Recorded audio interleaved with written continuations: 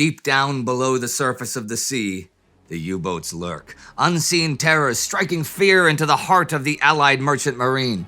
Undetectable, elusive. Well, until the Allies can find a way to break their spell. It would be, however, a tight race against time and technology to prevent defeat in the Battle of the Atlantic.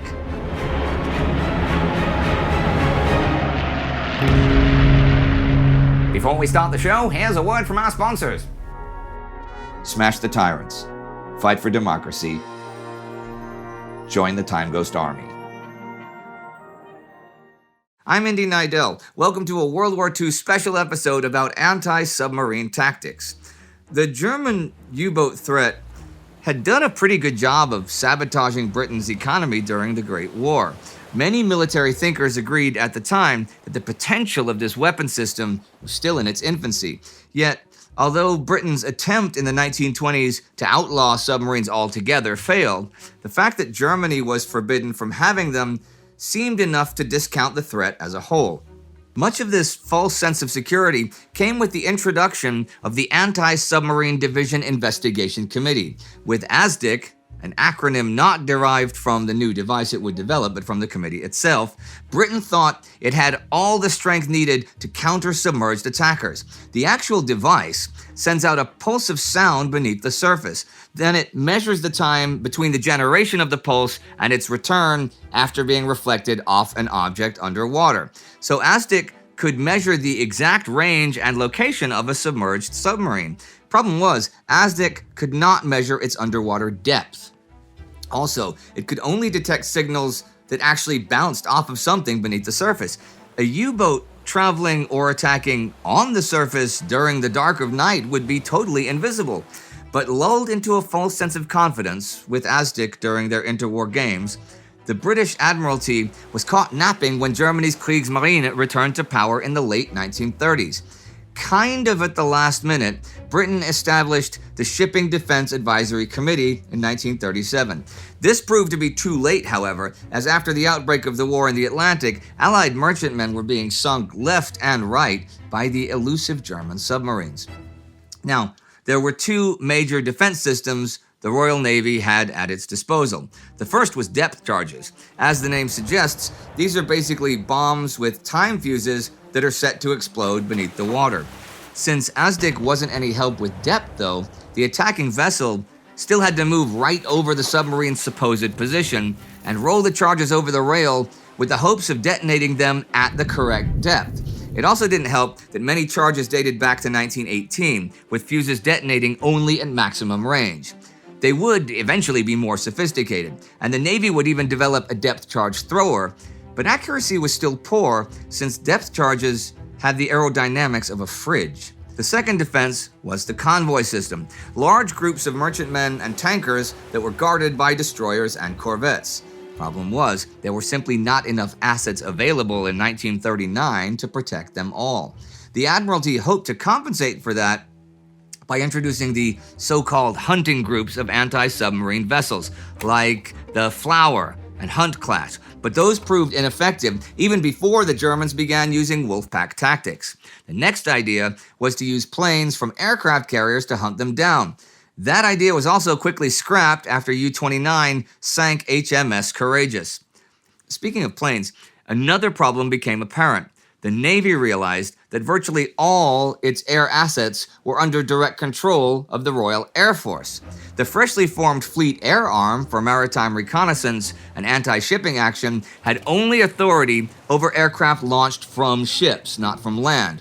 And although it would ultimately become one of the most effective anti-submarine aircraft of the war, the carrier-bomber Swordfish looked as archaic as it got at this point, and the only modern aircraft Coastal Command could direct when the war began was a single squadron of Lockheed Hudsons.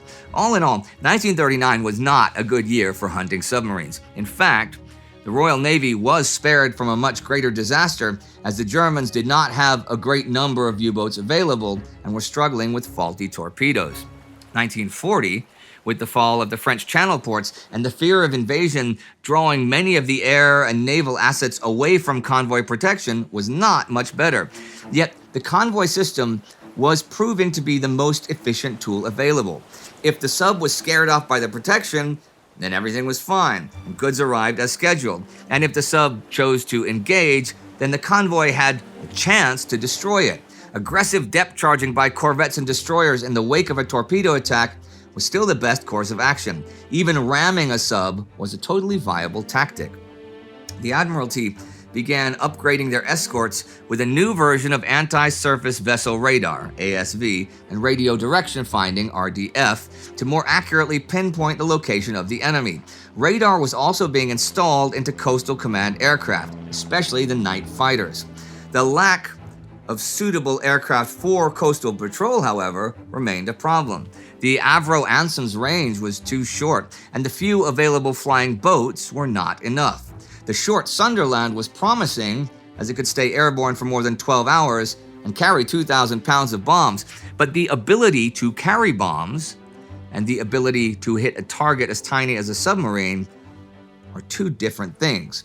Aircraft usually did not even have the correct bomb sight suited for such a task anyhow. And adding insult to injury, the rushed anti-submarine bombs were so faulty, they often exploded just after being released from an aircraft.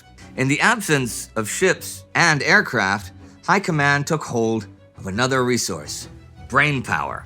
The Code and Cipher School at Bletchley Park, as well as signal intelligence of the Y Service, began using intercept messages between the U-boats and their headquarters. With those, they provided the submarine tracking room of the Naval Intelligence Division the chance to forewarn the convoys. The capture of U-110 in May 1941 brought a major intelligence breakthrough. Not only did the British capture an intact Enigma, the German cipher machine, but also its code books, the keys for the German home waters codes, and even the keys for the double encrypted officers only code.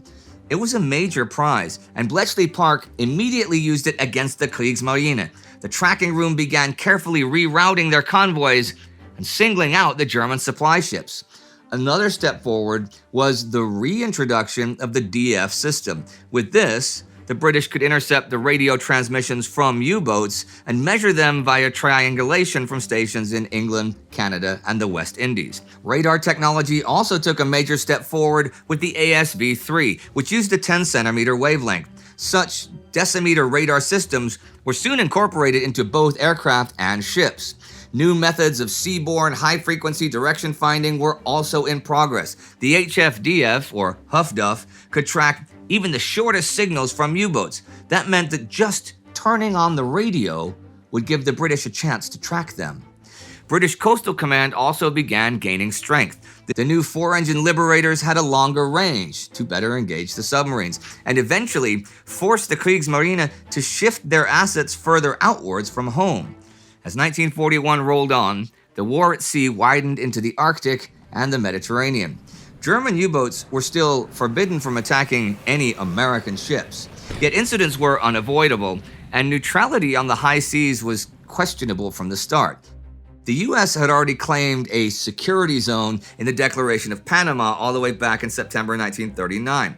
Consequently, destroyers of the U.S. Navy were set on neutrality patrol, tracking and reporting any belligerent forces approaching the United States. This was an area in which British and Allied shipping could not be attacked without provoking the U.S. to declare war. By April, with the escalating battle for the oceans, this zone was expanded to 26 degrees west. This new U-boat-free zone was now 2,300 nautical miles long, from the U.S. coast outwards, including the Azores. On June 6, the U.S. began the occupation of Iceland, setting up new airfields for the Navy's patrol wing of Karolinas and Mariners. Still, when the U.S. eventually did enter the war, its Navy found itself in a similar position as the British 3 years before. They lacked adequate anti-submarine defenses and did not have enough escorts or air cover for their convoys.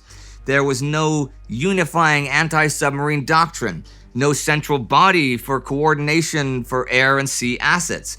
Once more, although few in numbers, the German U-boats enjoyed a field day with the massively expanding tonnage war. By the end of June 1942, the German subs had sunk more than 3 million tons of shipping and 585 vessels. It came to the point where the American Admiralty was seriously worried about the U-boats impeding their war effort.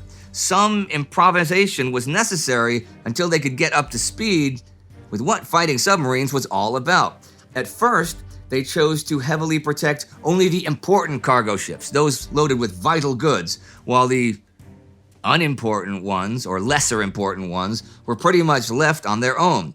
This, of course, presented the U-boat commanders with a strange dilemma of either attacking less worthy targets or taking a huge risk with the convoys. A new addition to the convoys was the escort carriers, the MAC ships. Their topside flight decks provided them with new anti-submarine capabilities, carrying up to 15 ferry swordfish or sea hurricanes. These light carrier aircraft could carry depth charges, bombs, and even flame floats that could illuminate the surrounding area at night using calcium phosphide. Even modified merchantmen, known as cam ships, could catapult those planes into the air, although there was no way of them landing. British Coastal Command began also improving the fighters and bombers on anti-submarine patrol, like the Bristol Beaufighter or the Wellington twin-engine bomber. Outfitted with ASV air-surface vessel radar, the Wellingtons also were outfitted with 61-centimeter searchlights in their gun turrets. These Lee lights are housed underneath the fuselage and deny the enemy submarine the cover of night. On ships themselves, they established the new Hedgehog launcher, a spigot mortar that was able to fire 24 anti-submarine bombs in a circular pattern. In 1943, the battle for the Atlantic has reached a climax. The Germans are still upgrading their subs with things like fat torpedoes, which zigzag in the water to increase their effectiveness, or the Mitox, a receiver that warns of incoming radar signals. Yet the math is ultimately against them. The Allies have reduced independent shipping to a minimum, and with the help of increasing numbers of escort vessels and patrol aircraft, as well as improving radar and tracking equipment, the Germans ultimately lose to attrition as the technology gap widens. After the heavy submarine losses of Black May, the U-boats are withdrawn from the Atlantic Ocean. The Battle of the Atlantic was rather asymmetrical from the beginning. It was a race between technologies and numbers, a race that ebbed and flowed in different phases. But in the spring of 1943, it is obvious that it has reached a final turning point. The Germans have lost the Battle of the Atlantic. And anyhow, American and British shipyards are now able to build cargo ships and escorts much faster than the U-boats could possibly hope to sink them. More escorts and more patrol aircraft outfitted with the latest detection devices instead decimate the German submarines in alarming numbers. However, although ultimately doomed to lose, the German U-boats will remain a threat and a cause for concern for the Allies until the bitter end. This is good stuff, right? I mean, I've covered the tech in bits and pieces in regular episodes, but it's nice to get a special like this to really tie it all together. And it is thanks to the Time Ghost Army that we can do this. That is what finances all of our content. So to get more stuff like this, join the army at timeghost.tv or patreon.com. And to see another special, one about Pacific naval warfare tactics, whoa, click right here. See you next time.